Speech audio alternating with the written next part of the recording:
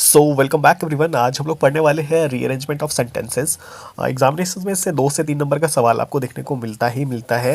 इसमें बेसिकली हम लोग क्या करते हैं कि हम लोग जिस तरीके से कहानी पढ़ते हैं, है ना।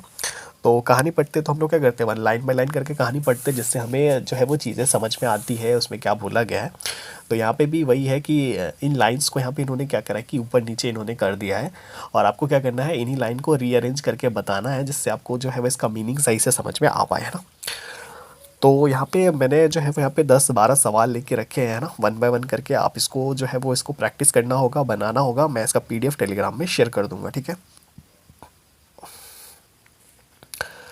मैं यहाँ पे क्या करने वाला हूँ कि मैं जो है वो 1-2 सवाल आपको बता दे रहा हूँ। अब बाकी जो है आप खुद ही जो है वो समझ जाएंगे किस तरीके से इसको डील करना है ना। तो ज़्यादा टाइम ना लेते हुए मैं जो है वो आपको 1-2 सवाल जो है वो इनमें से बता दे रहा हूँ, और जिससे मेरे को जो जो लग रहा है बताना चाहिए मैं वो बता देता हूँ। बाकी आप खुद ही कर लेंगे, कुछ इसमें है नहीं। अगर आप इंग्लिश मीडियम से हैं तो आपके लिए बहुत आसान है, जो हिंदी मीडियम से है उसके लिए थोड़ा सा समझने में, क्योंकि इंग्लिश में चीज़ें लिखी हुई है ना। अगर ये पूरी की पूरी हिंदी में लिखी रहती तो आपको जो है वो ईज़िली जो है वो आप भी डील कर लेते। अब जैसे मैं 4 नंबर क्वेश्चन मेरे को लग रहा है थोड़ा सा बता देना चाहिए, तो मैं बता दे रहा हूँ। जैसे कि यहाँ पे लिखा हुआ है ये नंबर में कि on on the morning of April 12, मतलब कि 12 अप्रैल को मॉर्निंग में गोपाल रोज़ एट 5:30 बजे। कह रहे हैं कि गोपाल 5:30 बजे उठ गया, ठीक है। बी नंबर में कह रहा है then he drove to the jogger park which was 4 kilometre away. कह रहे कि उसके बाद वो पार्क गया जो कि 4 किलोमीटर दूर जो है वो उसके घर से था। सी नंबर कह रहा है कि there he meet his group of walking enthusiast, मतलब कह रहे हैं कि उसके बाद वो अपने मतलब कि दोस्तों से मिला, है ना। घूमते घूमते वो अपने दोस्तों से मिला। He put on his track suit and walking shoes. कह रहे कि उसने जो है वो अपने ट्रैक शूट और जो जो जूते हैं उसको उसने पहना, ठीक है। अब इसमें कह रहा है कि करेक्ट सीक्वेंस क्या होना चाहिए। तो इस तरह के क्वेश्चंस को डील करने के लिए हम लोग क्या करते हैं, ऑप्शन का सहारा लेते हैं। तो जैसे पहले ऑप्शन में कह रहा है कि CBAD में हमको जाना है, तो सबसे पहले सी को पढ़ना है। अस्सी में कह रहा है कि there he meet his group of walking enthusiasm. कह रहे कि जो है वो अपने ग्रुप से, वो मतलब अपने जो भी उसके ग्रुप है उससे वो मिला। बी में कह रहा है कि then he drove to the jogger park which was 4 kilometre away. तो कह रहा है कि वो पहले दोस्तों से मिला फिर वो जॉगर पार्क गया। तो ऐसा तो हो नहीं सकता। सीक्वेंस क्या होगा कि पहले वो पार्क गया होगा तब तो दोस्तों से मिला होगा, है ना। तो ये सीक्वेंस सही नहीं है, ठीक है। अब हम लोग चलते हैं सेकेंड ऑप्शन, जो कि AD और BC है।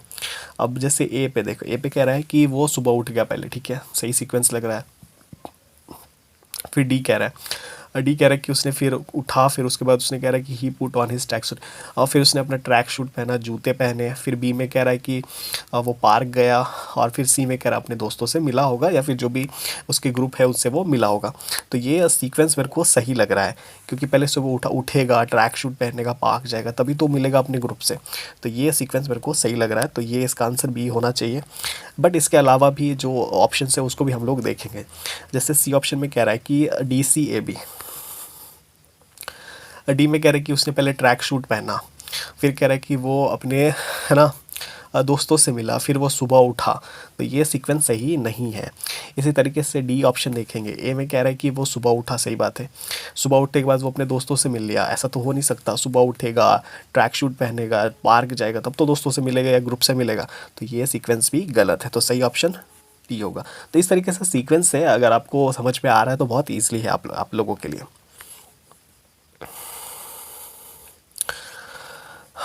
इसके अलावा मैं एक और बता दे रहा हूँ, आसान है। क्या बता दूँ मैं, कौन सा बता दूँ। मैं क्वेश्चन बता दे रहा हूँ, जैसे कि 11 नंबर जो मेरे को लग रहा है बताना चाहिए, आप देख सकते हैं। 11 में ये कह रहे हैं कि as a result the shop are close today, है ना। प्रभाव ये हुआ, या फिर फलस्वरूप, या फिर जो भी कह सकते हैं रिजल्ट, की शॉप जो है वो, मतलब दुकान जो है वो आज बंद है, ठीक है। बी नंबर में कह रहा है कि curfew had been imposed in the city, है ना, मतलब कि शहर में जो है वो कर्फ्यू लग चुका है। फिर 3 नंबर में कह रहा है कि no violence incident took place, मतलब किसी तरीके की कोई भी जो है वो जान माल की क्षति जो है वो, किसी तरह का वायलेंस जो है वो नहीं है। 4 नंबर में कह रहा है कि the police was ready to tackle any problem, तो कह रहा है कि पुलिस जो है वो रेडी है किसी भी प्रकार के प्रॉब्लम को मतलब क्या है ना, झेलने के लिए, उसको टैकल करने के लिए। ये 4 स्टेटमेंट्स है। क्या करेक्ट सीक्वेंस होगा, हम लोग देखते हैं ऑप्शन ए से। ऑप्शन ए में कह रहा है कि 4-1-2-3, 4-1-2-3। 4 में कह रहा है कि police was ready to tackle any problem, police जो है वो किसी भी प्रॉब्लम को टैकल करने के लिए रेडी है। अच्छा, फिर एक नंबर में कह रहा है कि as a result shop are close today. तो ये मेरे को सही जो है वो इसका सीक्वेंस नहीं लग रहा है, क्योंकि पहले कह रहा है कि पुलिस जो है वो रेडी है किसी भी प्रॉब्लम को टैकल करने के लिए, इसकी वजह से जो है वो दुकान आज बंद है। तो ये सही सीक्वेंस मेरे को नहीं लग रहा है ना। उसके बाद फिर कह रहा है कि इसकी वजह से जो है वो दुकान जो है वो मतलब है ना कर्फ्यू लग गया है, फिर किस तरीके से वायलेंस नहीं है। तो ये सही सीक्वेंस मुझे नहीं लग रहा। सेकंड जो है वो कह रहा है कि 1-3-2-4, कोई भी वाक्य जो है वो एज ए रिजल्ट से स्टार्ट नहीं हो सकता, तो मेरे को नहीं लगता ये सीक्वेंस भी सही है। ठीक है, तो ये सीक्वेंस भी नहीं होगा। सी में कह रहा है कि no violence incident took place, मतलब किसी तरीके का कोई भी वायलेंस जो है वो नहीं है। ठीक है, फिर एक नंबर में कह रहा है जिसकी वजह से शॉप आर क्लोज टुडे।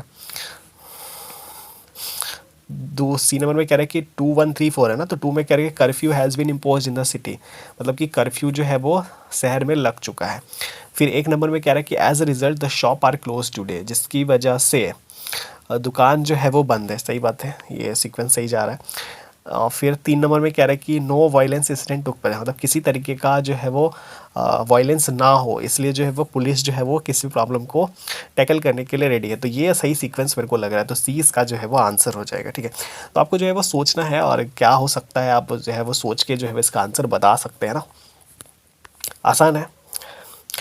एक और बता दे रहा हूँ, जैसे ये 9 नंबर है, कह रहा है कि for hour in the shop, है ना, घंटों तक दुकान जो है, ए गनमैन हु हेल्ड, फिर आर कह रहा है कि ए हॉस्टेज, फिर एस में कह रहा है कि demanded ransom of RS 10 lakh रुपए जो है वो मांग रहा है। अब जैसे पहला देखिए अगर हम लोग, कि ए नंबर में कह रहा है कि SPRQ, एस मतलब कह रहा है कि डिमांडेड रैंसम ऑफ 10 लाख रुपए की मांग है, for hour in the shop दुकान में मांग है। तो ये सीक्वेंस जो है वो सही नहीं बैठ रहा है। ठीक है, तो ये नहीं होगा। बी देखिए, अगर आर कह रहा है कि ए हॉस्टेज, फिर क्यू कह रहा है कि a gunman, a hostage a gunman who held, जिसने पकड़ के रखा है, तो ये भी सही सीक्वेंस जो है वो नहीं है। ठीक है, सी देखिए, अगर देखे, क्यू कह रहा है कि ए गनमैन हु हेल्ड, ठीक है, ए हॉस्टेज को उन्होंने पकड़ के रखा है। पी मतलब हो गया कि for hour in the shop, घंटों तक जो है वो दुकान में, इसलिए क्योंकि डिमांडेड रैंसम ऑफर 10 लाख रुपए की मांग है। तो ये जो है वो कैसा करेक्ट इसका सीक्वेंस बनेगा। आप इसको पढ़ेंगे आपको चीज़ें समझ में आ जाएंगी।